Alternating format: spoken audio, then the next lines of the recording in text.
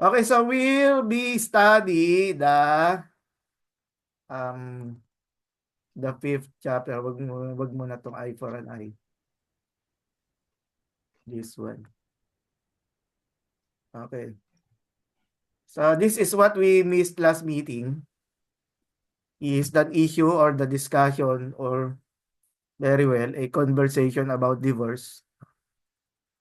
Ayan, Bible about divorces. This one. Okay. So I will have hmm. So we will be talking about the issue on divorce. And when we say divorce, something I missed, no? I missed writing down yung definition of divorce. But practically, no, all of us can understand divorce. And I think Pastor Cherin in India, no, divorce is permitted, right? There is a law of divorce in India. Yes, sir. It is Mm. allowed in India. Yes, it is allowed. Yes, correct. Yes, sir. Thank you. So, a review again. Jesus said, I have not come to abolish the law or the prophets, not that I will pass from the law until all is accomplished. Therefore, whoever relaxes one of the least of this kind. So this is again a guide on how we are to continue looking at the antithesis in this passage or the lesson that we're going to discuss. Um, so this is a parallel or a way how the Ten Commandments, no? Ten Commandments mirrors our lessons, no? For example, controlling anger has to do or parallels with the imperative not to kill because the Jesus, no? Jesus elevate the measures, no? About keeping anger in our heart as an equivalent of committing murder. And then warning against lust, falling connected with the seventh commandment, as well as this first the lesson that we're discussing for this afternoon. I mean, the first of the lessons that we're discussing is about divorce, which again has something to do with marital relationships, the seventh commandment. And then there is the warning against oaths, ninth commandment, on retaliation, on taking revenge from Exodus 21. So this is no longer with the Ten Commandments, no? But at least you can see how an eye for an eye has also something to do with the sixth commandment. And then there is the love for enemies, which is with Leviticus 19:18, considered to be within the so-called Great Commandment, no? The two Great Commandments. So about divorce, this is the text. It has been said. So don't notice that there is an introductory formula. It has been said. Anyone who divorces his wife must give her a certificate of divorce. But I tell you that anyone who divorces his wife, except for sexual immorality, makes her the victim of adultery. And so notice, think about the word, no? Forthwith. Ay, hindi pala forthwith. Except pala. Forthwith, no? Except. Except for sexual immorality, no? Our friends in India, no? Very, very, ano yan, ano yan? Important conjunction ngayon yung forthwith, eh, no? So makes her a victim of adultery and anyone who so notice, no? You look at the consequence that a husband divorces his wife, what will make it a result that the woman becomes a victim of adultery. So that is that you look at, there is such thing. We do not rush into the conclusion that look at here, Jesus allows divorce, no? Sometimes that is how we interpret scripture, eh. We look at a word, we associated with with our for lack of a better term, selfish desires, and then we make a conclusion.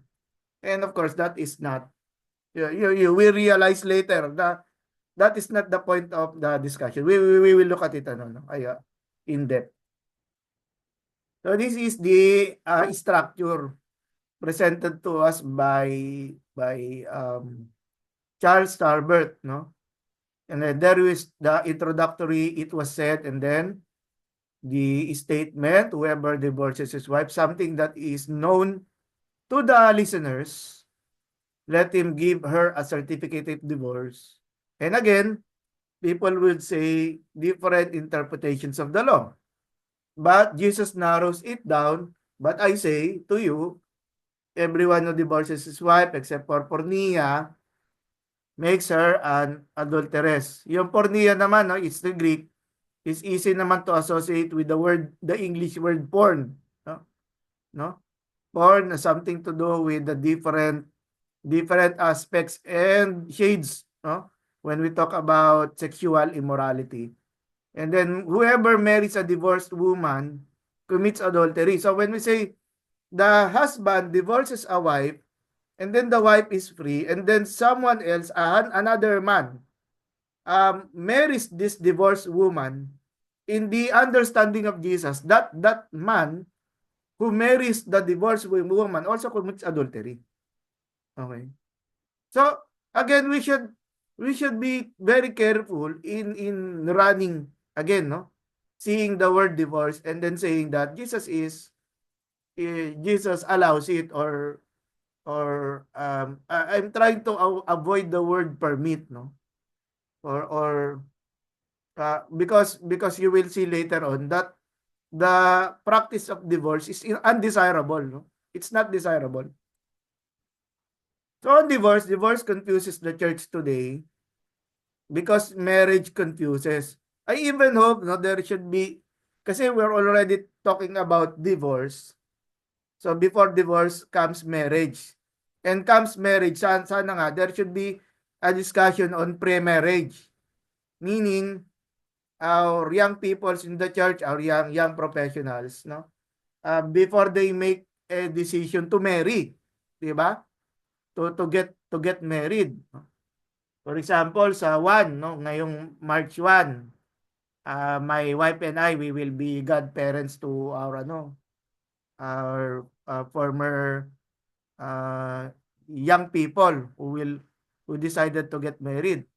And by the way, when I say young people, I was one among the Sunday school teachers when the student was in grade 5. In grade 5, and then tagal na, di ba? Very long time. Pero again, I believe, no, that the as members of God's workers, we should see the need, how we can strengthen, how we should strengthen yung aspect or teaching about the young people when it comes to marriage, no? And again, when we talk about choosing a lifetime partner, no? Before I was too liberal, I was like, no, you just leave it, give the right to the young person to choose as he or as she pleases, no? Pero right now, after seeing many dysfunctional families, no? Sometimes I need to rethink, no? I need to rethink my practice of doing Christian ethics, no? Okay, so again, love is understood through the lens of romance, no? So of course, love is not an equivalent of sex, no?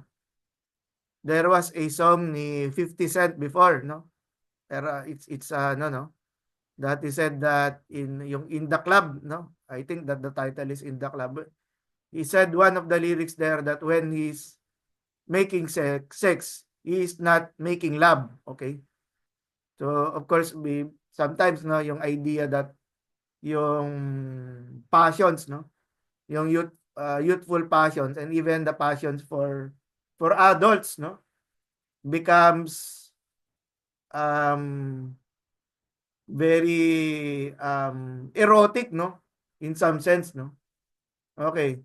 So because what choice do we have? This is the culture, no? The level of communications, the everything, no? Yung access to internet even for children, no? Last evening, I was a speaker in a prayer meeting, and I saw, no, that there were even 2 or 3 year olds, no, already holding a cell phone, ano, watching videos, no. Although Cocomelon pa yata yun, pero still I'm trying to mention the accessibility, no, accessibility of even children, no, to how it affects culture, and especially how it challenges yung Christian, ano, no, Christian, what we call Christian values, no.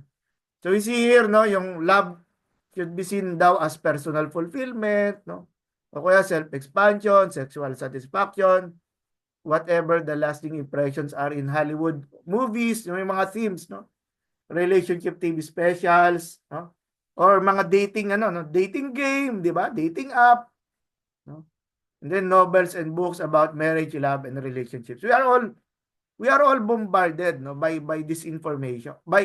I'm trying to there are two words, no, this, THIS, and then information. I'm not trying to say disinformation. This and then information. When someone says they are getting divorced, we are horrified or tongue-tied or say something as, I hope you find someone who makes you happy. No? Or not all marriages work out. So, no. So we often don't know what to say because we don't know what to think. And we don't know what to think because love, marriage, and divorce are confusingly connected. No? And then when we talk about love, there is also again a worldly perspective about love. Not the godly one.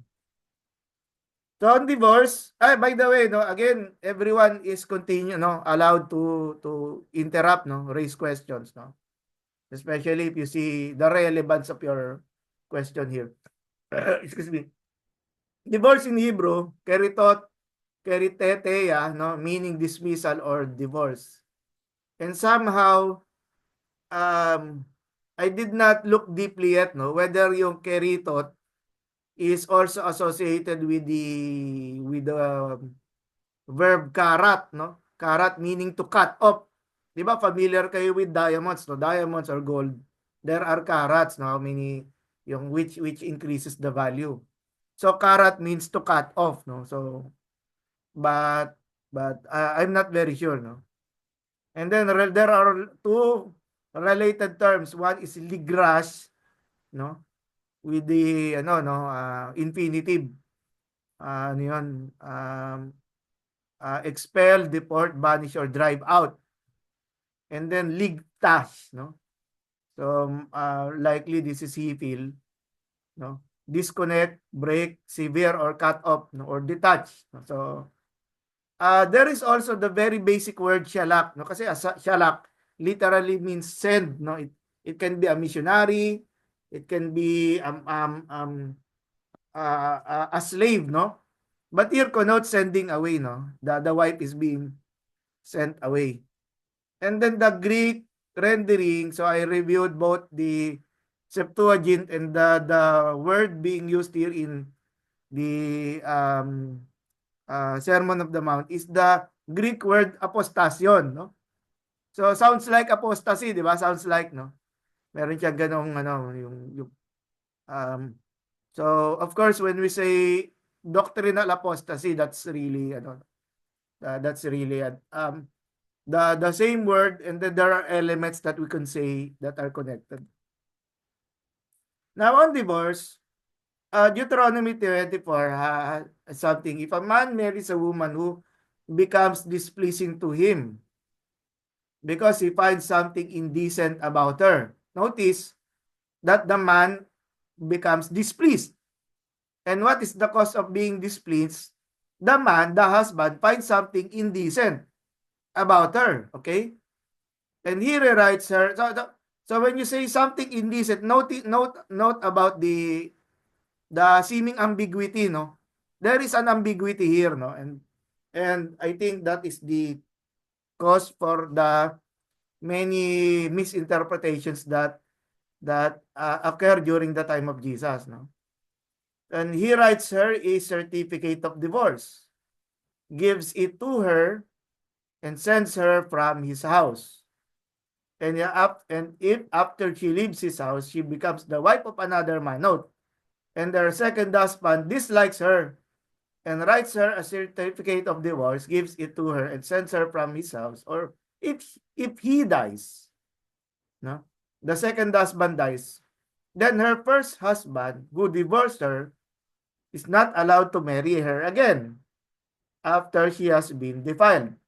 So in this case, you look at the concept here, that would be detestable in the eyes of the Lord. Pero ayun, siguro nga it's a blessing that we have a female in our discussion here, no? Ate Lisa, no? Kasi in the case of ancient Israelite societies, yung mga wives, mga women, they were not educated, no? They were not educated in a way as described doon sa ano yun, a husband will cling with will cling on to his wife and they will be one flesh. Ang tinutukoy doon is there is for lack of a better term, yung sense of dependency. Okay? Dependency. That the woman, since she is not capable of doing hard labor, she is in the she has to ano no to remain with her husband, no, as what we if we look at the story of Ruth, no, Ruth, for both Naomi and Ruth, actually Naomi was already sending Ruth away, no. In other words, no, you may go freely, you can marry another husband on your own. So we can see here what they did. Ruth decided to follow Naomi, and then Naomi, when they returned to their land, Naomi looked for a protector, no, like a protector, and that is the relative si Boaz. On that side, when they chose dun sa fields they chose to glean on the fields ni Boaz. Si Boaz was duty bound, no, as a relative. So he took care of Naomi, and then later on he became the kinsman redeemer of Ruth. So again, Deuteronomy 24 is a very different, no? It's context very different from ours, no? So we should not, actually, when you look at the text here, Deuteronomy 24, it lessens the imagination that women during their time were unfaithful, no. I believe they were, unless we will see some of the reasons why people result in divorce, no. And so of course marriage is not to be taken lightly, as well as if marriage is not to be taken, we should also look at divorce, no, in the same manner. God created humans and divided them into male and female as God's own image bearers. That is a given, no?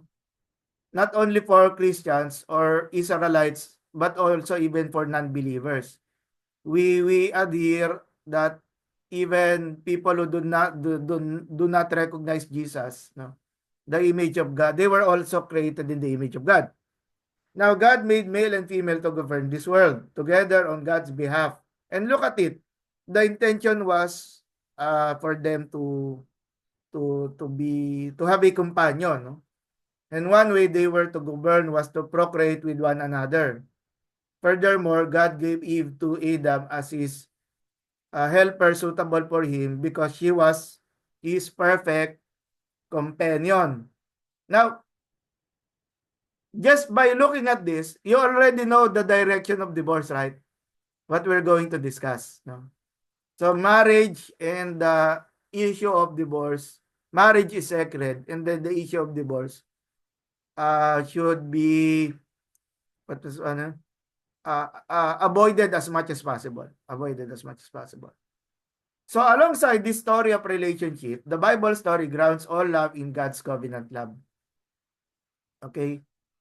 And when we say God's covenant love, it began with the story of Abraham and Yahweh. Abraham and Yahweh. And then later on for the as the ancestor, no, to the nation of Israel. My own way of framing this covenant love, my referring to Carson, no, D.A. Carson, is to use three prepositions that God covenants to be with us and to be for us and to full redemption. That is until we are in the kingdom, are Christ-like and become the holy and loving people of God. Okay? So first, we talk about the image of God that the Lord bestowed upon men and women. Now we're talking about the concept of covenant, no? The concept of a covenant, and we see that marriages are established covenants between a husband and a wife and their parents to their children. Okay. So this covenant understanding of love means marital love reflects God's love. Okay. Which means a divorce destroys the reflection of the God who is utterly faithful. So you can see already the warning, no? The warning or the negative appreciation of divorce, no? And then marital love then is defined by God's love. And so something, perhaps some of you are already ordained, no? Something that you could consider retailing your for those who are appealing to you for an officiation, di ba? Marital love is defined by God's love. Our love for our spouse is to be with them, to be for them, and to be unto God's formative purpose for each of us. I like the phrase, no, formative purpose. That it is not the duty of the husband or the wife. It is both their it is both within their power as Christians and obedient workers of the Lord is to help one another to become to realize the image of Christ, no, in our relationships and even to as preparation for our children, no. The three principles of love are thus present with advocacy for and then formation. Kaya rin it is also difficult to talk about yung yung lack of presence ng ng one of the partners. And then doon sa Genesis it said, 'di ba, the man and woman will leave their parents, 'di ba? So they will be stuck with each other. They will cling on, no? Yung idea ng cling on to one another, which is yung significance of presence, no. And of course si Habermas, no, he said this is the so that we may, I'm going to use the may, no, kasi baka you will not agree with this, no. If we come to this text looking for reasons to justify divorce, we miss the whole point. Habermas try to say us that the text here is not a means to promote divorce. It is not for us to look for a justification, no? Again, yung problem natin about yung selfish sinful desires, no? Due to our displeasure over our spouses, no? What this text does is to redefine marriage and to anchor it into a new community of Jesus. A community that will make possible both the single life and fidelity.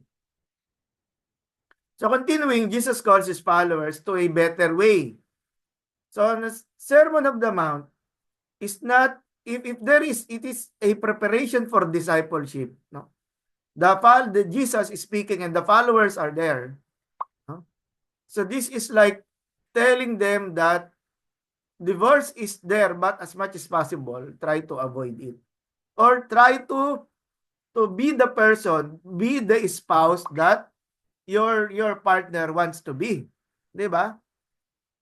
So, ano yun the way to love and marital faithfulness. His ethic from above, from beyond rather, contends we can have a surpassing righteousness. His ethic from above lays the demand before us.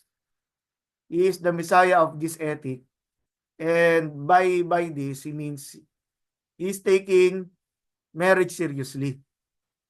So it is not to give an excuse about divorce. But we will of course later on investigate yung times when divorce might be the only way to prevent yung the lack of respect and domestic violence as well. So during the ancient context, by Jesus' day, this main principle was overlooked in favor of concentrating attention on the uncleanness, which would make first legitimate the first divorce. So the particular expression for uncleanness is used only one other time in the Old Testament, where it refers to human defecation. So yung yung physical, yung uncleanliness sa physical aspect. So what the sexual uncleanness in Deuteronomy 24:1 is not clear. In any case, it is even in the Mosaic perspective an exceptional thing. This is the ambiguity I was telling you about, no? Yung the husband found something indecent in her, no? In any case, so by Jesus' day, however, some even thought that it could be some imperfection in the wife as trivial, as serving her husband food accidentally burned, no? That is from the writing of the scribes of Hillel, no? Yung yung the Hillel school of Pharisaism, that as simple na the husband did not like the cooking of the wife, no? And that will be a ground for divorce. So I remember when I was in Thailand, the divorce was rampant there, no? What they would do, the husband and the wife who agrees to divorce, they would just go to the police station, no? They would just go to the police station and then they will pay the fee, and after they leave, they are already divorced, no? So I'm just trying to show to you an example how different people look at the values of marriage, no? Which is sometimes betrays what is in the movies, okay? And so among the teachers, there was disagreement about what constituted grounds for divorce. So for Philo, around yung during or after the Jewish War, that is AD 70, specific clause 3 assumed divorce was permissible for any cause whatsoever, no? So you do not like each other, and then actually there is always and sometimes there is a presence of a third party, a person wherein either the husband or the wife is attracted to, no? So this may fall under that category. Another, for Josephus, in his Antiquities, he took it to be acceptable for whatever cause. So similar to what Philo said. So we could say, but Philo and Josephus are contemporaries. Yeah. So whether before or after the destruction of the Temple of Jerusalem, that this concept of the way Jews understood divorce was already in play. It's possible, no? And if you move a few decades before, that coincides with the time of Christ. And then Targum Jonathan, radically repassion, Malakay 2:16. This is yung sa Malakay, God speaking to the prophet, "For I hate divorce, says the Lord, the God of Israel." But for Targum Jonathan, which is A Targumim. So it's a Targumim. So it is not a commentary. It is more of a translation in Aramaic. Ha? Aramaic translation to. If you hate her, divorce her. No? Ang problem, reality check tayo class. Reality check. How many times did we experience hating our spouses, our wives, di ba? Di ba? How many times? Di ba? So we are seeing how marriage or we would say the bonds of marriage is too loose or it has no glue, no? Again, it has something to do with emotional happiness, no? And again, the problem is emotions change, no? And so, ayun. What else? The school of Shammai said only unchastity was a legitimate ground for divorce. So in a way, the school of Shammai is taking we should say only the concept of unfaithfulness, no? Well, the school of Hillel, sabi ko nga, it can mean for any reason. And again, looking at ancient societies, no? Kawawa na naman yung babae, no? The female is always in a disadvantage when the husband divorces her, no? So, some claim that about for example, the community rule, which is the or Damascus document, the Qumran community held that that there should be talaga divorce should not be accepted in their communities. So, but there are evidences, no? There are evidences wherein the woman initiates the divorce, no? Kasi usually ang what we look at Deuteronomy 24, we think it's just the men, no, who makes decisions, no? It is again there's a lack of equality between the rights of the men and the women during their time. For here from Elephantine, which is a community in Egypt, in Jewish marriages, women have a right to divorce equal to that of men. And then Salome, okay? Salome, who is the sister of Herod, whom Herod married, okay? So they are siblings, but Herod married Salome. And then Salome sent a bill or a document of divorce to King Herod, according to the antiquities. But in Matthew, we can see the problem here. The sayings of Jesus assume Pharisaic or majority rabbinic practice. No, it is only the man who can divorce the woman, and then the argument makes sense only on this presupposition. So, well, okay. Now, divorce in the Sermon on the Mount in Matthew 5:31, the assumed interpretation opposed by the Matthean Jesus apparently is that divorce is permissible, okay? And in a way, no, even we do not want to see couples divided. There is still a room to accept that it is permissible. Okay. In order for us not to have a legalistic mind, no? And that again, when we are becoming legalistic, the sense of truth na naman is our own decision. So the essential formula in the Bill of Divorce was, law, you are free to marry any man. Midrash Gita. It was a writ of emancipation. So the document of divorce, no, has become a document of freedom. Document of freedom. It's like you were not married earlier to your husband. The woman now belonged to herself. The purpose of the Bill of Divorce was to protect the woman and the man who might marry her from the charge of adultery. So that's another man, no?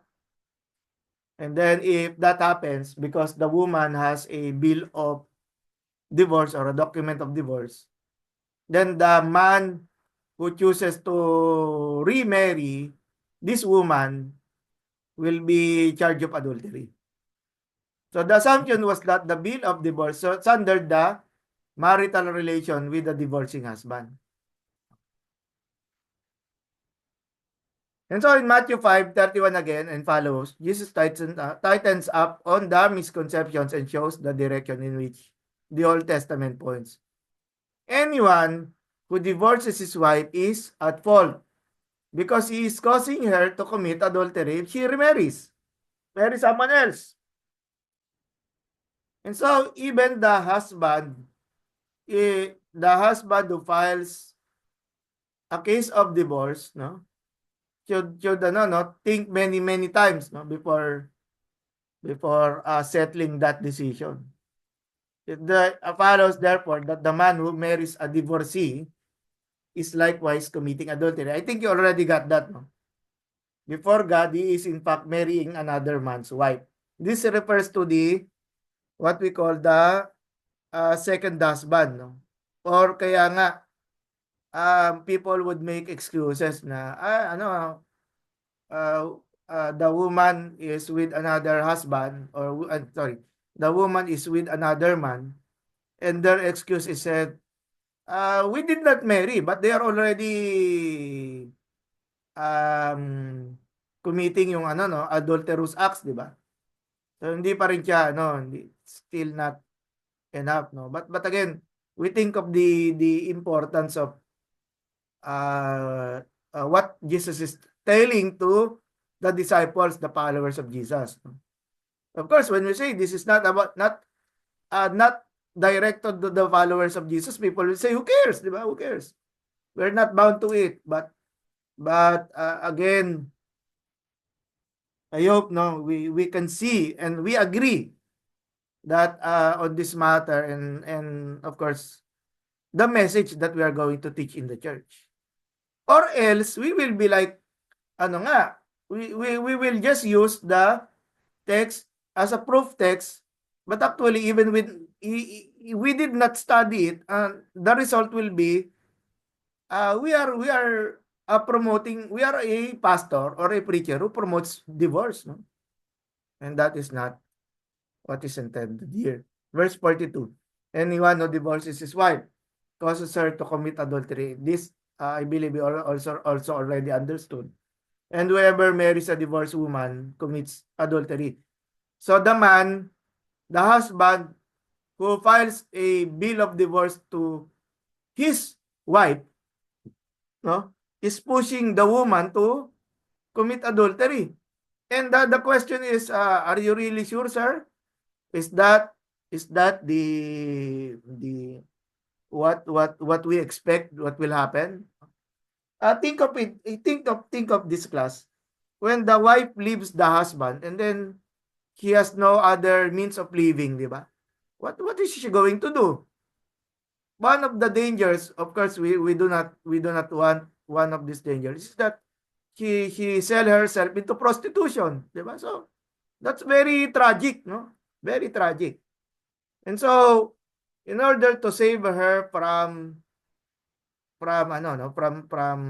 that course of living, then the wife will look for another husband. So another husband who will sustain her, no? So who will sustain her.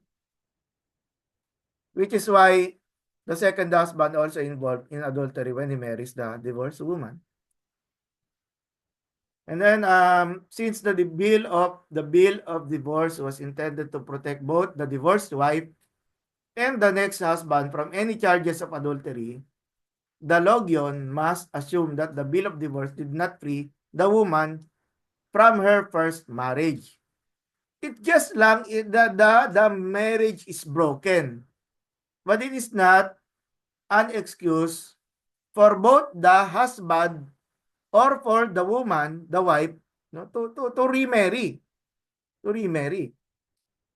It's just to, so of course you might say, so what's the purpose, sir? It is just to nullify the marriage, but it doesn't mean to allow an excessive sense of freedom na after you get a divorce, you marry, and then after, if you don't like each other, then you divorce again, di ba? Matthew 19:4-5 says, God's intention in creation was one man and one woman in permanent union. Now, Matthew 5:32 assumes a human bill of divorce does not cancel the permanent union intended by God. I think I already established this. The image of God within the couple, the covenant between God and Abraham, and then Abraham to Sarah. Although I did not discuss Sarah any longer here because there's a lot of good materials to to talk about. And then after all, Deuteronomy 24:1-4 stands in a tradition tending to limit divorce. I hope by this time you also see Deuteronomy 24 and Matthew 5:31 from that perspective. The Matthean Jesus or Jesus as portrayed by Matthew in his gospel would be saying that the correct interpretation of the intent of Deuteronomy 24:1-2 then was the protection of the wife and the other man from charges of adultery. How can the woman be protected? By not pursuing a divorce. By not the husband not approving that divorce. And then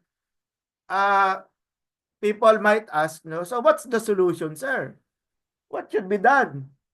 So if you are the husband, then you love your wife, di ba? Love your wife truly.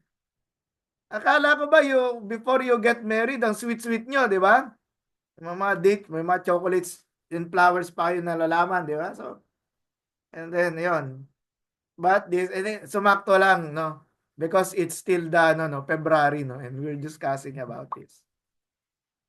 But this protection is given not by issuing a bill of divorce, but by foregoing divorce altogether. So, look at this class. Divorce is found in the Mosaic Law. Okay, divorce is found in the Mosaic Law.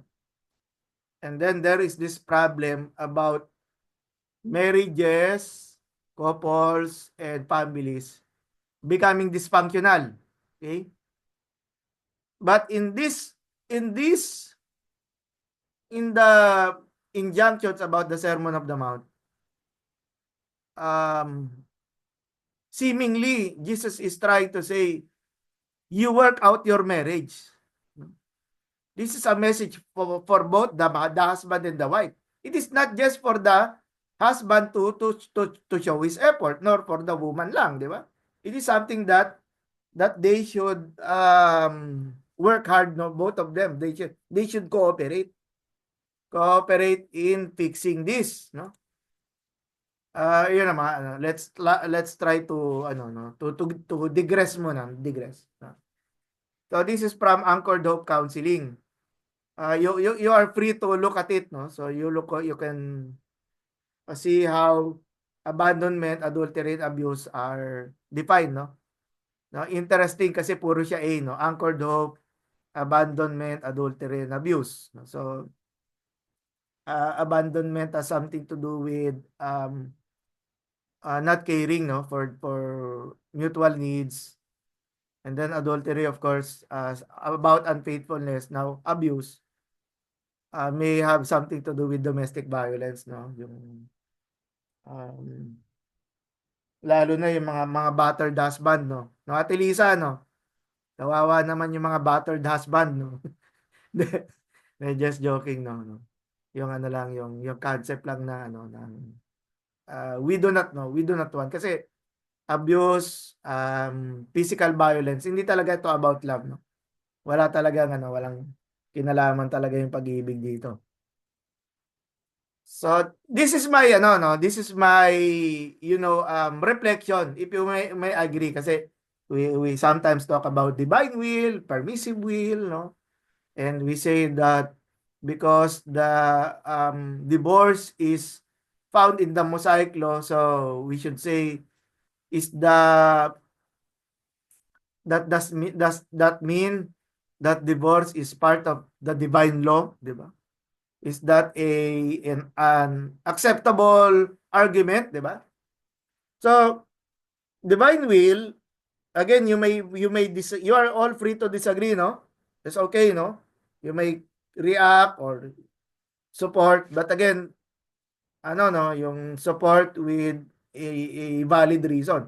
So marriage is permanent, nullified only by death of his spouse. And then the permissive will comes in, sin enters the marriage, resulting to adultery or unfaithfulness. Of course, unfaithfulness has um, many interpretations. No? This is why divorce became a way out. Kaya siya, kaya divorce, why divorce is called as a permissive will. But when you look at that, the intention of marriage, husband and wife should love each other as a covenant and not to separate. Kaya nga, in my opening, we should be careful no about teaching our youth on making decisions about ano no yung about choosing a lifetime partner no. We should strengthen no our Bible studies and discipleship groups on that ano no on that area. Remember no kasi most of those in this room ano Zoom room ano are already married. We just imagine that yung life as a single no during yung ano no pre-marriage no, is very short. It's so short compared to the ano no yung time that they already tied a knot no. It's so kaya nga we should strengthen this area no kasi intention.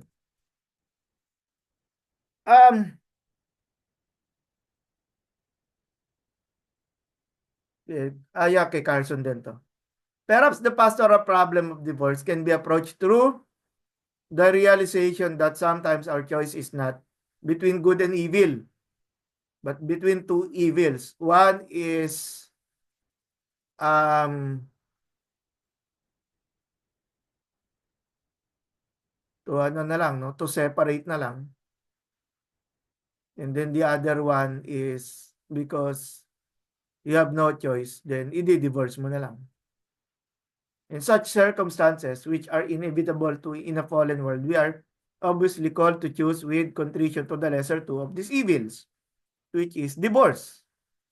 Sadly, we all know of cases in which, let us say, a woman's remaining within a marriage would not only be damaging to her mental health, but physically dangerous for her and her children. And I think even in the news, no, we can see problems of ano no, yung women being ano no, badly beaten. No? Nakakalungkot naman. On that area naman, siguro we should be talking about this in our Bible studies para sa mga fathers, di ba? Most in our discussion there are mostly fathers. So we need to talk about this. We need to be really firm no about yung ano yan to yung avoid ano no yung domestic violence talaga.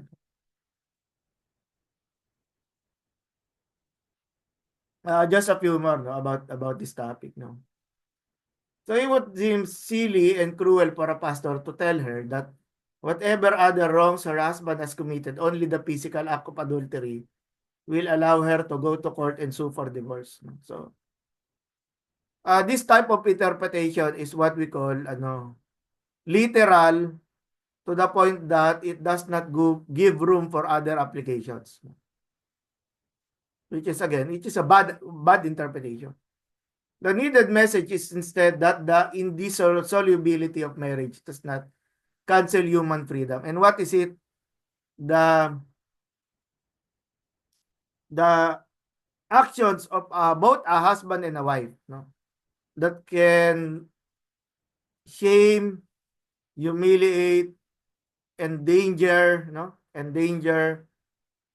destroy the health, no, of their partner.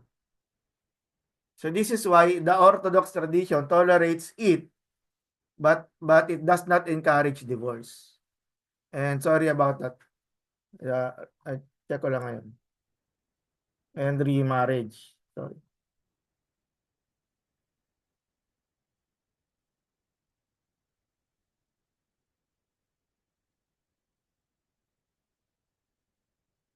Again, you can interrupt I was kanina pa ako nag-aantay na magtatanong dito eh. Paano ba yun?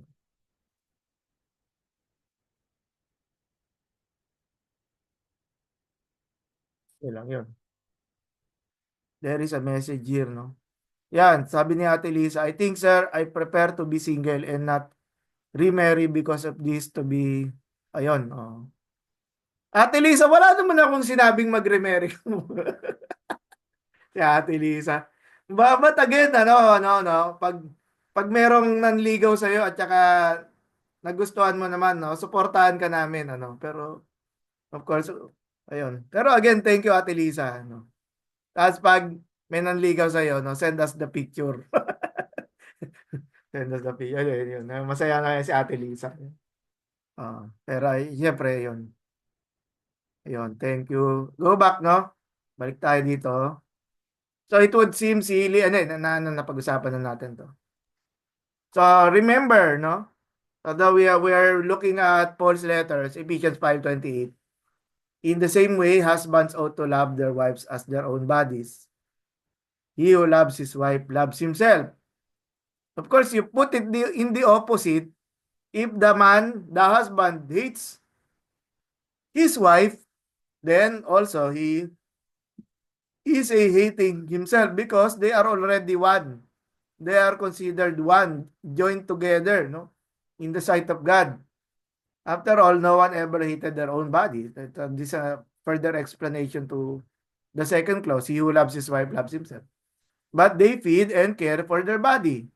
Another way of understanding the love of a husband for his wife.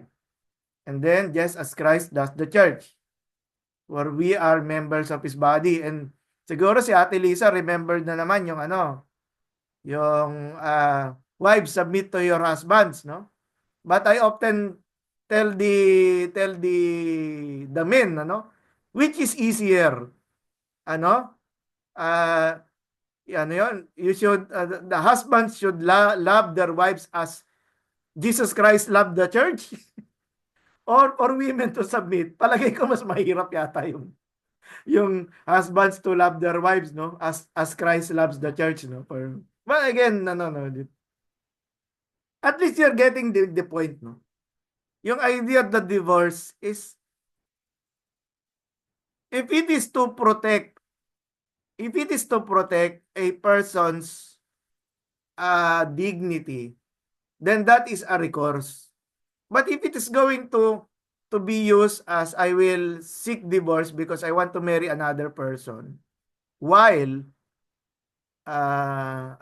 his or her spouse is still alive, no?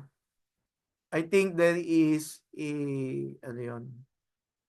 there is an abuse to the interpretation. Hebrews 13:4 says, let marriage be held in honor among all, and let the marriage bed be undefiled.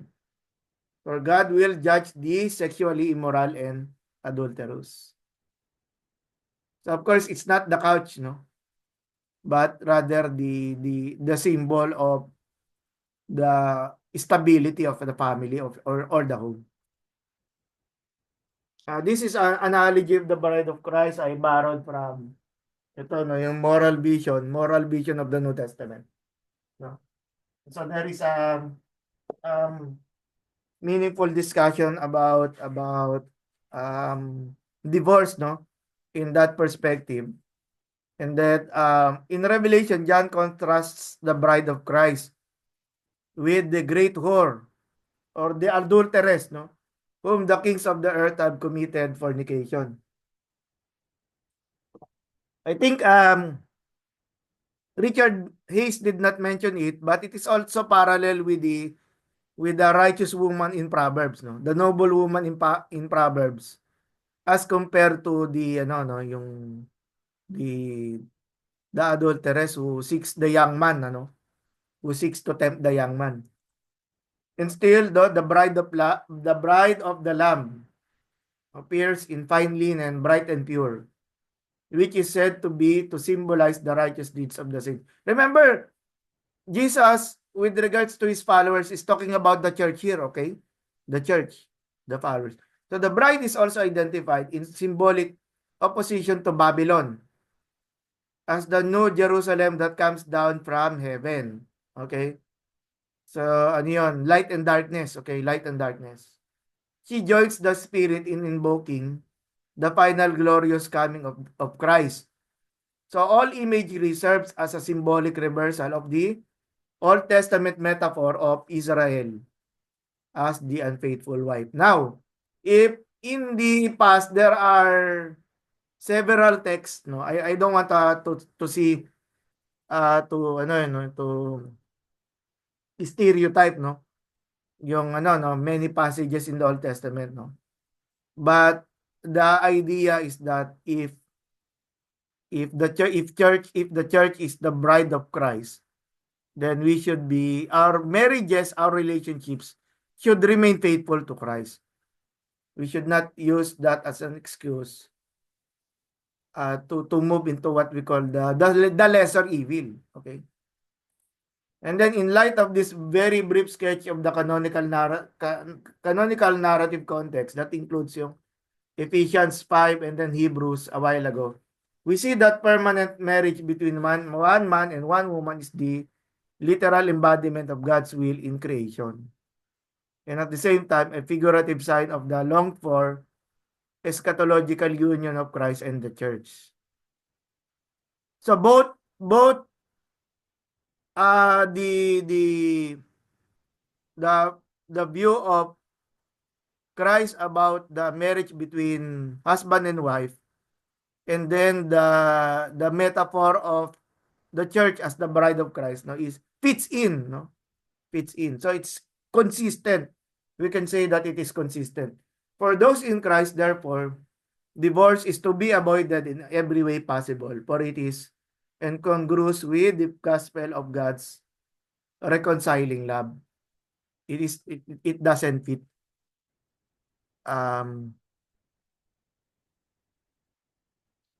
So okay, this is from Allison, Dale Allison. Within the churches as well as without, no, divorce has become a common fact with little stigma attached, and irreconcilable differences now cover a multitude of sins.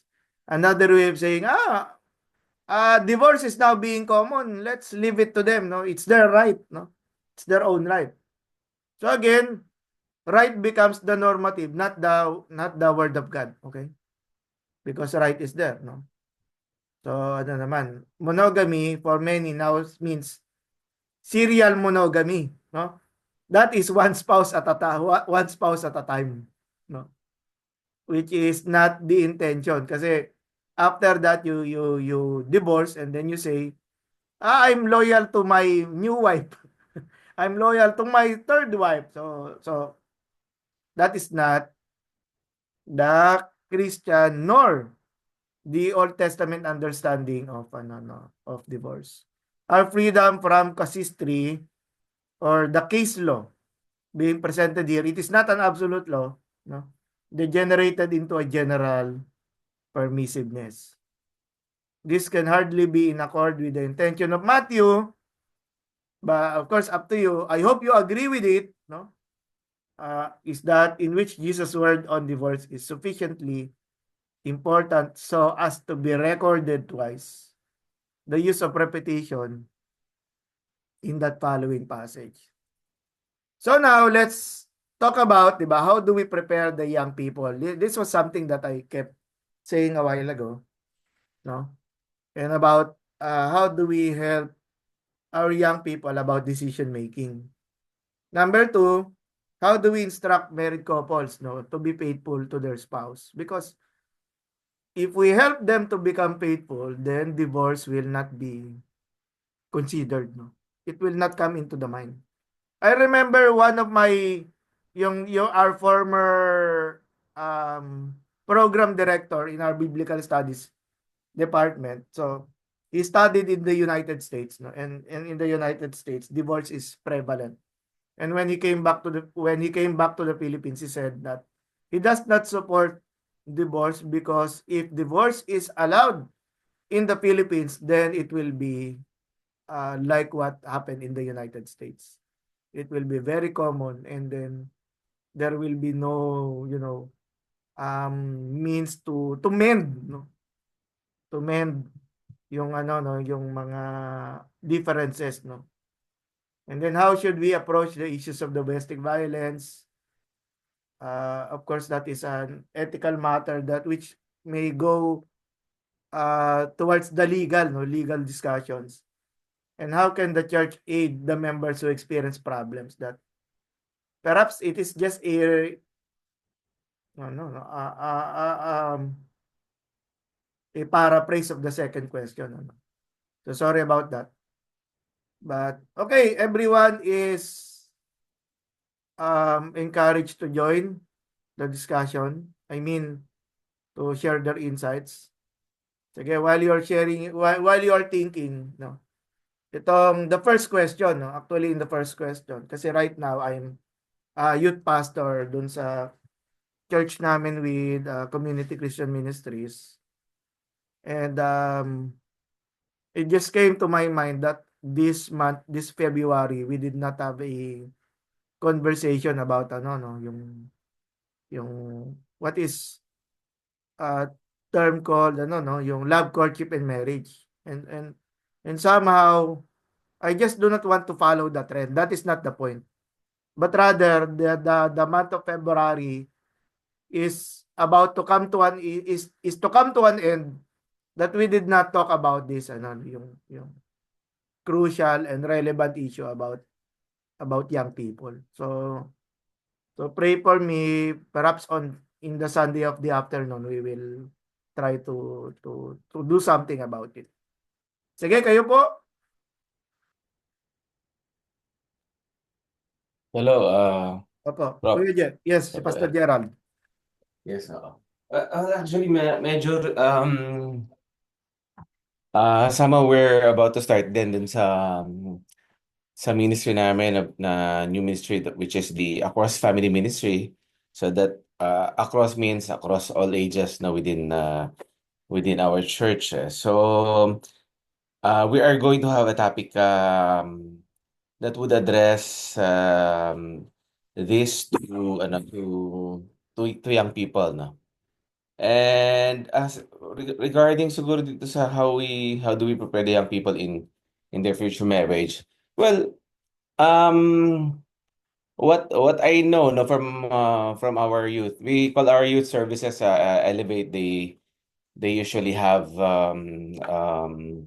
separate worship service every Saturdays. And then of course no they they tackle topics pertaining to regarding sexual purity, anything that that would prepare them. So the topics, the messages, would all address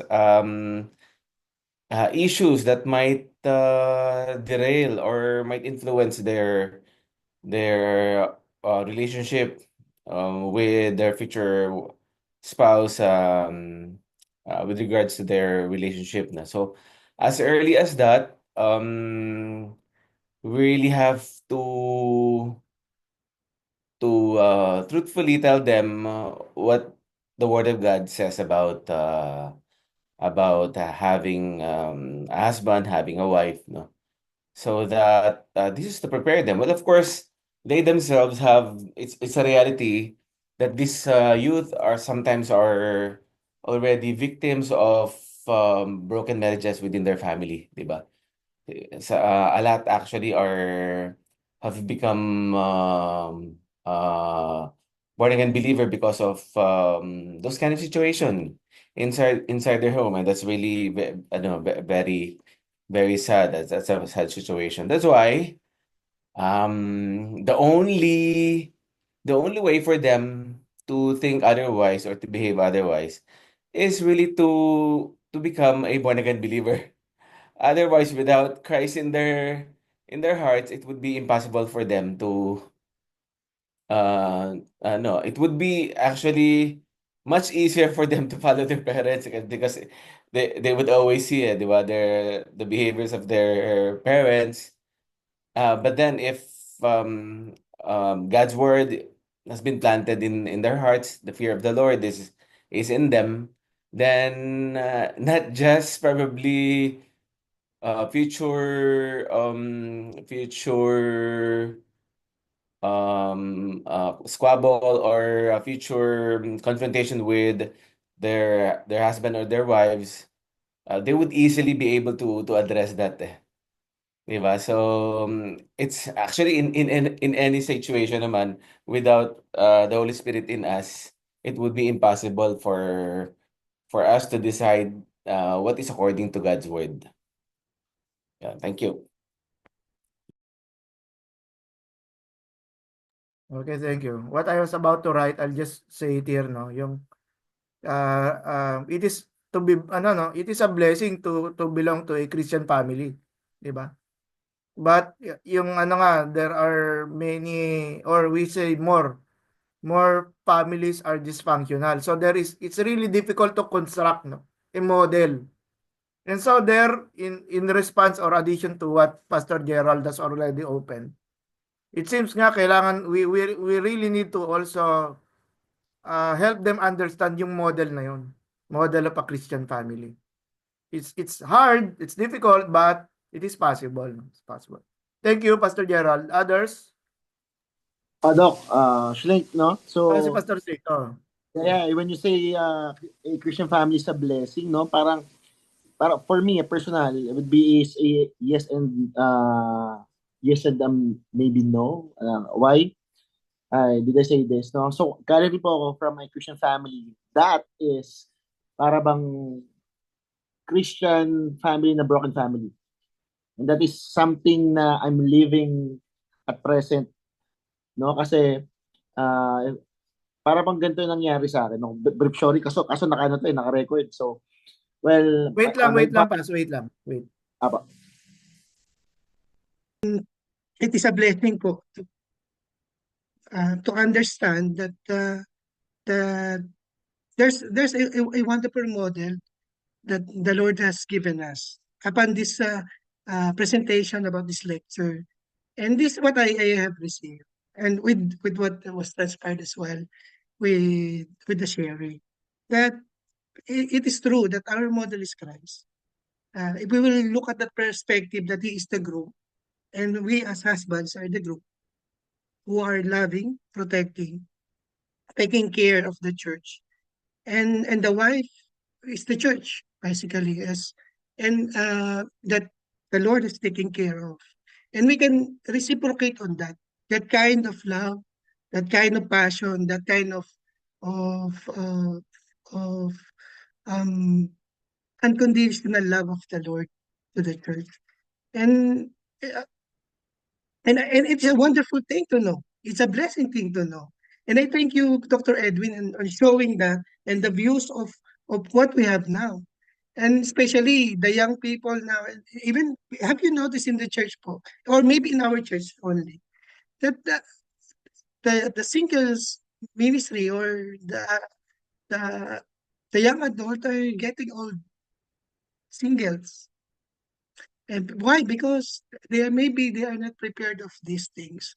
That answering number two also, the instruction of how the sanctity that was mentioned also in the lecture, that the Lord is the marriage is a permanent, it's a permanent marriage between a man and one woman and one man and one woman that embodies God's will in His creation.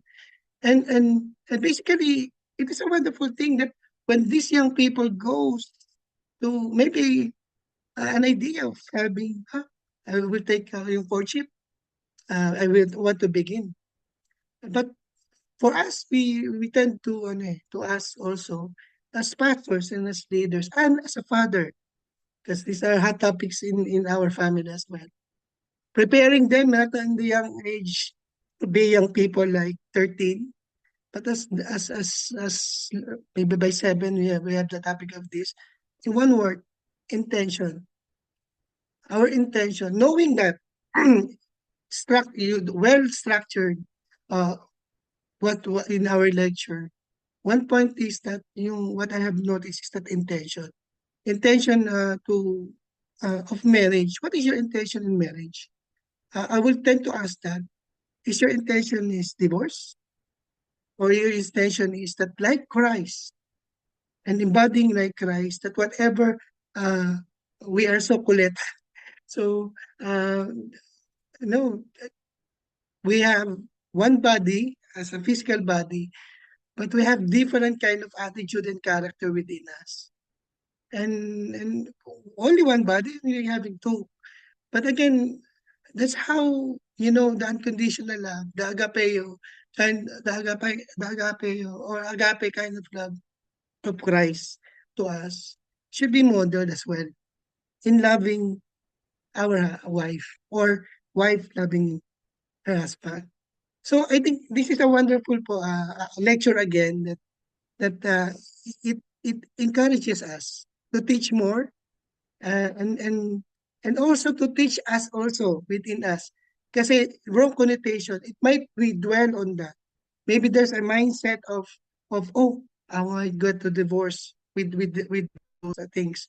Or maybe uh, um, personal, religious or political or in any cases or it means of yung kanina example of things. But what I'm saying here as I end, that we look on to our Lord Jesus Christ. He is the best or maybe the greatest model that we can have. And I think this time again of learning, and thank you, Dr. Edwin. It was it is I may say it is enriching for us as ministers and as parents, as fathers as well, gearing up to a godly heritage, gearing up to a godly and faithful legacy to our family, to our boys, and to our children, basically, and to the church. Maraming salamat po and again, thank you so much and Yes. classmates, thank you so much. Thank you rin, Pastor Joel. Pastor Joel, yes. Ayan ang ano. Yeah. Ang Kuya Lito, ayan, finally. Kuya Lito, magandang hapon. Paki-unmute po, Kuya Lito, yun. Yan, apo. Magandang hapon po. Grabe ang ating napapag-usapan. Kanina, nung nagsasalita yung ating kapatid, talagang nag-reflect din ako sa akin, sa marriage namin. Dahil matagal na rin kami ng misis ko. Nagpakasal kami is January 4, 1981. It's 44 years na. Actually, ang pag-aasawa hindi perfecto po Minsan sa mga maliliit na mga bagay ay nakakagalit kayo, hindi kayo nagkakasundo. Pero huwag tayong magte-threaten sa asawa natin. Yung bang pag sinabing, o paano, hiwalay na tayo. Diyan kasi nanggagaling, diyan magmumula yung bagay na talaga magkakahiwalay kayo. Don't ever say to your spouse na, o sige, hindi naman tayo magkasundo di hiwalay na tayo. Huwag yan na maging solusyon. Ang gawin po natin ay patuloy nating tayo mag-make up. May forever talaga Pastor. May forever. Sabi nga sa ating sinumpuan till death do us part. O di po ba? Totoo yun Wala, katulad ng aking binanggit, walang perpekto. Nasa sa inyong dalawa na mag-asawa kung paano ninyo pananatiling malusog, malakas ang inyong pag-asawa. Katulad ng aking naranasan, 44 years na. Ang haba, ang dami na naming laban na dinaanan ng aking asawa. At talagang mabigat Pero never, hindi sumagi sa isipan namin na kami ay maghiwalay. At yan din yung dapat nating itry na ituro dito sa ating mga bagong mga mag-aasawa pa lang. O pwede tayong maging model katulad ng binanggit mo, Pastor. Ang bawat buhay nating mag-asawa, hindi mo masasabing perfecto Hindi yan yung para sundan Maging tapat lamang din tayo sa pagkukwento sa kanila ito, sa pag ikaw ay nag-asawa. Ito ang mararanasan mo. Dati yung misis mo, ang dami-daming pabango niyan. Ang dami-daming mga lotion na ilalagay niya sa katawan. Pag ikaw ay nag-asawa, pag kayo nagkaanak, hindi na lotion ang ilalagay mo sa iyong tawag dito, sa iyong katawan, kundi ihina ng anak ninyo. Yung magandang kutis ng misis mo ay hindi man nanatiling maganda yan, kukulubot yan. Yung asawa mo na machong-macho, dadating ang panahon, lalaki ang tiyan niya.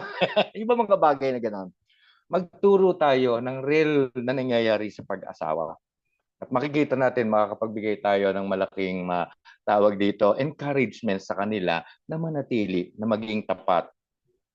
Till death nga, do us part. Yun lang po yung aking may share. I'm sharing from my own experience. Sa katulad ng aking binanggit, hindi perfecto ang marriage namin, pero we never try to threaten each other na maghiwalay na tayo. Yun lamang po, Pastor. Yeah, thank you. Thank you, Pastor Lito. Salamat.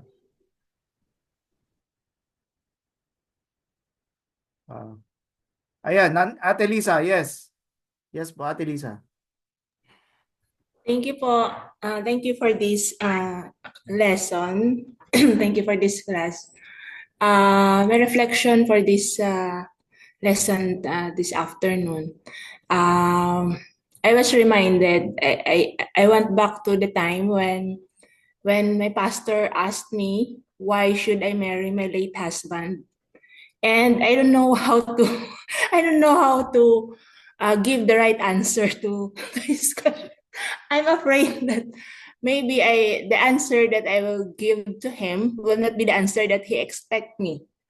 So it's in my heart that what I mean to why do I want to marry him at the time?